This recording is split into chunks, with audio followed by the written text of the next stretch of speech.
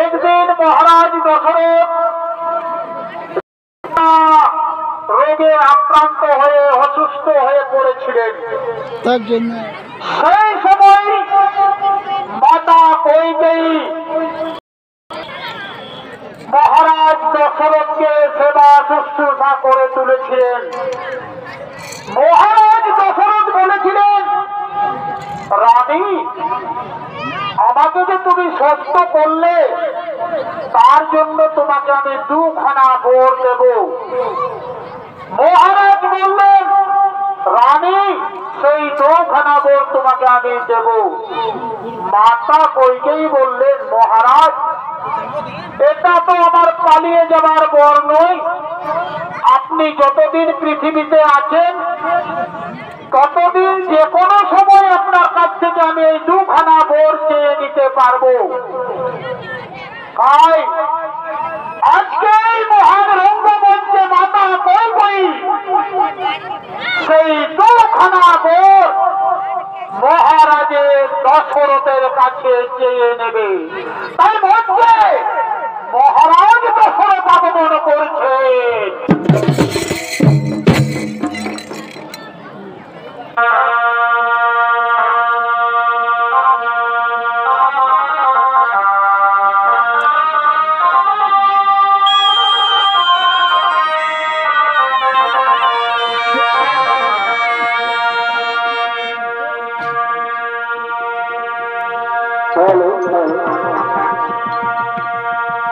আর খাতে ভালো ক্ষীরমণি, এ ভাই ভজতে ভালো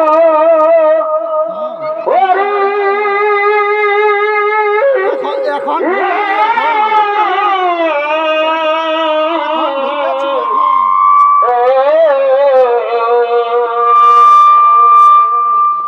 এগো খাতে ভালো ক্ষীরমণি, আর ভজতে ভালো হরি।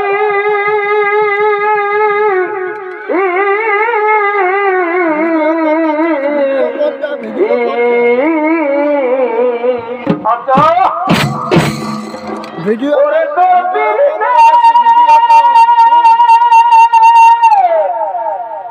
এ ভাই তোর দিলে আমি কুলো দিতে পারি পারে বা ওই কারইতে নারী গো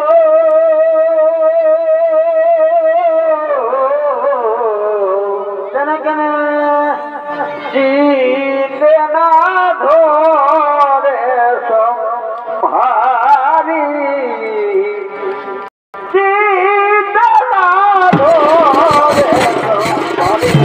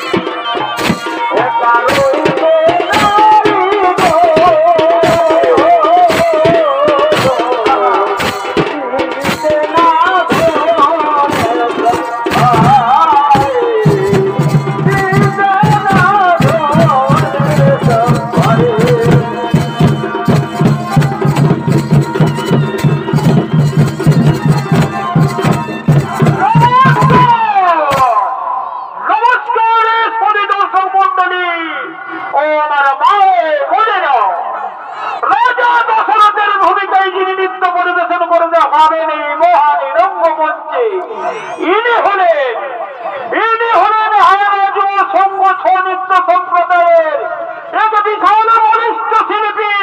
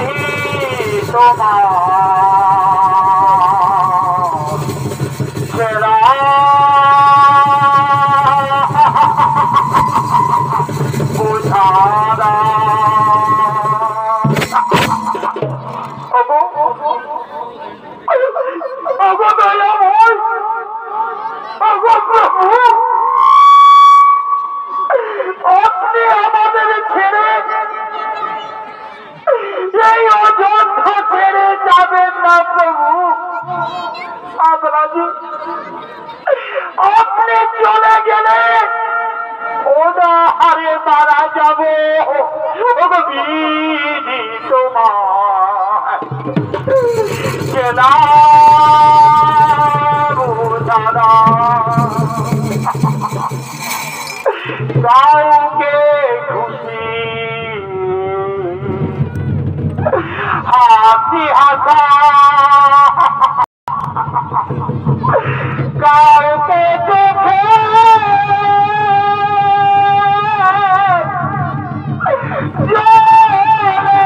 ভাষা কাউকে খুশি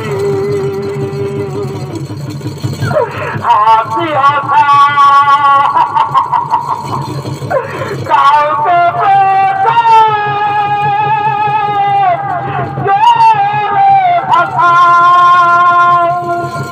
কাউকে শিক্ষা শোনে আজ কাউকে বাপের অধুরা তোমার খেলা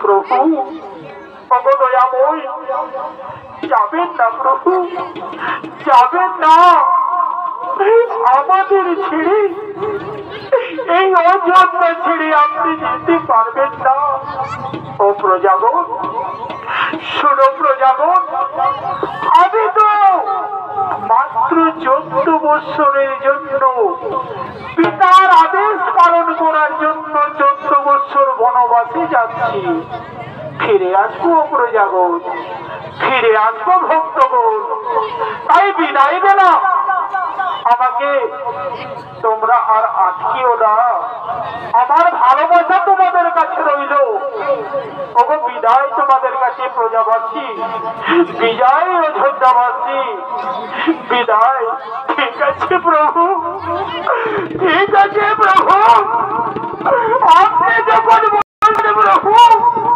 মাত্র 14 বৎসরের জন্য বনবাসে যাচ্ছি প্রীতি পালনের জন্য বনবাসে যাচ্ছি আপনাকে বিদায় দিচ্ছি প্রভু আপনাকে বিদায়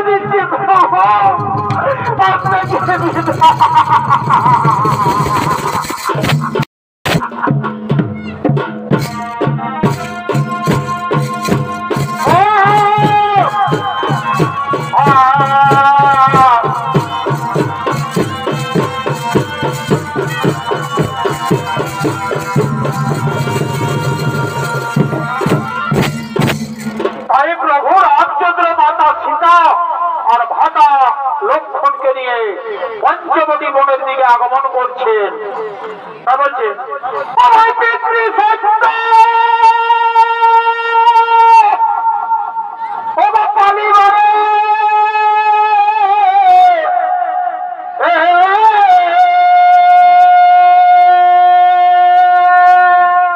চমৎকার ভাই ও ভাই বাবা বনে গিয়ে অতি আনন্দিত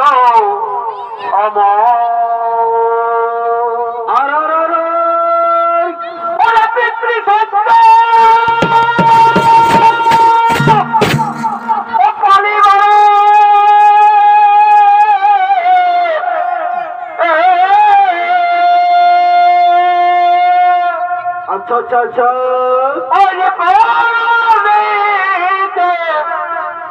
বনে গিয়ে অতি আনন্দিত তারপরে কি হলো আজকে উপনীত হলেন গিয়ে কি আজকে উপনীত হলেন গিয়ে কোথায় পঞ্চবতী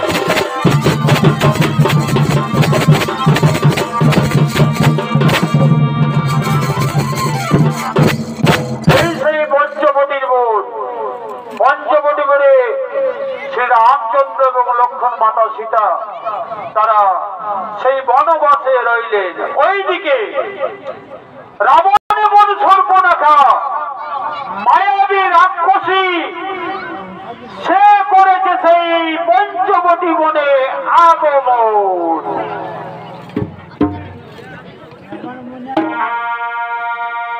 আরে সাই জুড়ির বনে হে বধূ, ও ভাই পাতা সরু সরু,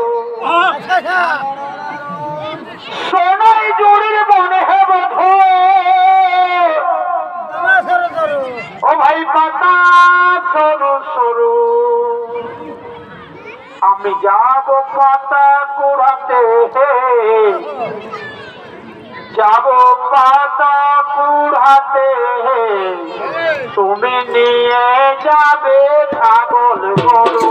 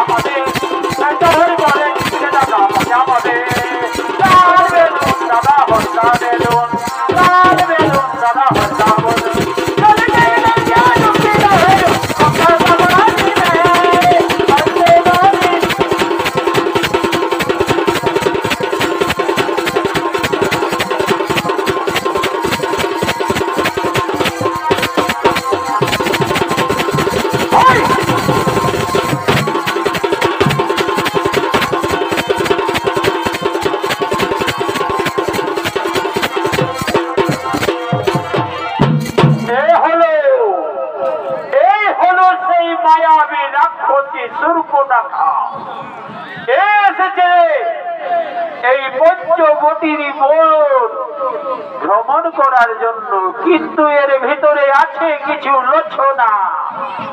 এ বাবা, আজকে তো পঞ্চবটির বনে আমি অন্যরকম প্রভাব দেখছি গো।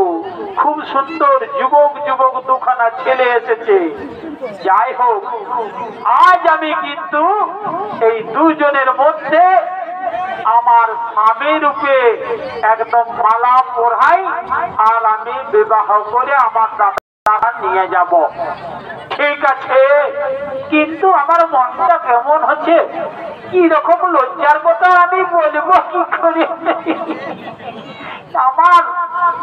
আমি মেয়ে মানুষ, কিন্তু ওদের কাছে গেলেও তো আমার একটু সংখ্যা আছে। কিন্তু না না না না না, আমি আর দুর্বল হলে চলবে না। আমি সাহস করে আমার মনের কথাটা ওদের বলে বলি, ও বন্ধু, ও ভাই, বলি শুনছো, দেখছো না আমি একজন যুবতী, আমার রূপ যৌবন টলমল করছে, আমাকে দেখে তোমার প্রেমের আগুন জ্বলছে না? না না না না, তুমি যাও, এইসব কথা আমাকে বলবে না, আমি এই প্রেম প্রেম কিছু বুঝি না। আরে বাবা, তুমি যদি প্রেম না বুঝো তো আমাকে বিয়ে করবে এই কথাটা তো বুঝো। না না না, আমি তোমাকে বিয়ে করতে পারবো না। যাও, আমার স্ত্রী আছে, যাও তুমি আমার ভাই লক্ষণের কাছে।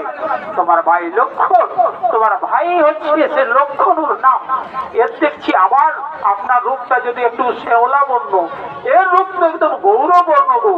তোমার চেয়েও রূপ আমার ভালো। ঠিক আছে, একেই আমার বিয়ের প্রস্তাবটা আমি বলি।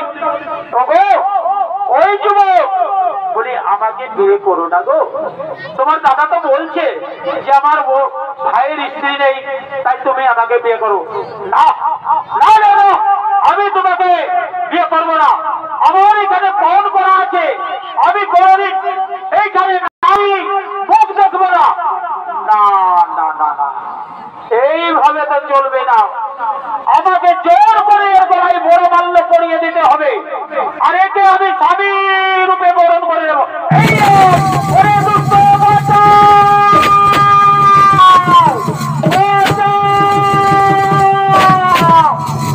ও ভাই লক্ষণ, ও ভাই লক্ষণ, এ কি করলে ভাই? একজন সুন্দর রমণীর নাক কান কেটে দিলে, এই যে ঘোর অন্যায়। আমি বুঝেছি নিশ্চয়ই কোন এক মায়া আমি রাক্ষস। তাছাড়া এই জঙ্গলের মধ্যে এত সুন্দর রমণী আসবে কোথা থেকে? এরপরে এই নাক কাটার দুর্ব্যবহার আজ তুমি যে করলে, এটা আমাদের ভোগ করতে হবে, আমাদের ভোগ করতে হবে। তাই আমাদের সতর্ক ওইদিকে সর্বনতা রাবণের বোন তার এই নাক কান কাটা নিয়ে চলে গেলেন শ্রীলঙ্কায় রাবণের কাছে। কার সেই নাক কান কাটার বেদনা বললেন তার দাদা রাবণকে। তাই ওই দিক থেকে রাজা রাবণ তার ভাই ঘোর এবং দুষ্যন্তকে পাঠিয়ে দিলেন সেই দুইজন যুবককে শাস্তি দেওয়ার জন্য। তাই বলছেন আজ কথা বলে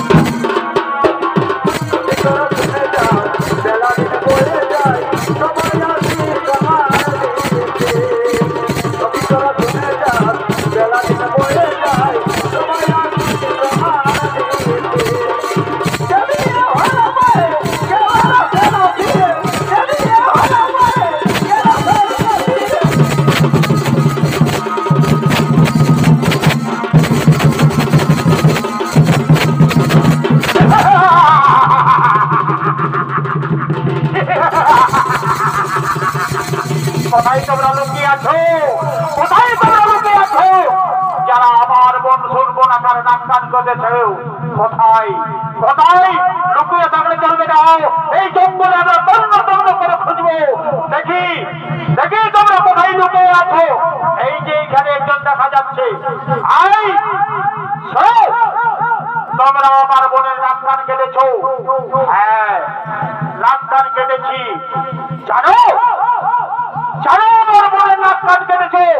তার জন্য তোমাদের উপদিষ্ট শাস্তি কি? এখনই আমার বাবার আদেশ আছে, তোমাদের মৃত্যুদণ্ড দিতে পারি। ওরে দুষ্ট দুরাচার অসুর, তুই আমাদের শক্তি জানিস না। চলে চলে তোর বাহুতে কত শক্তি।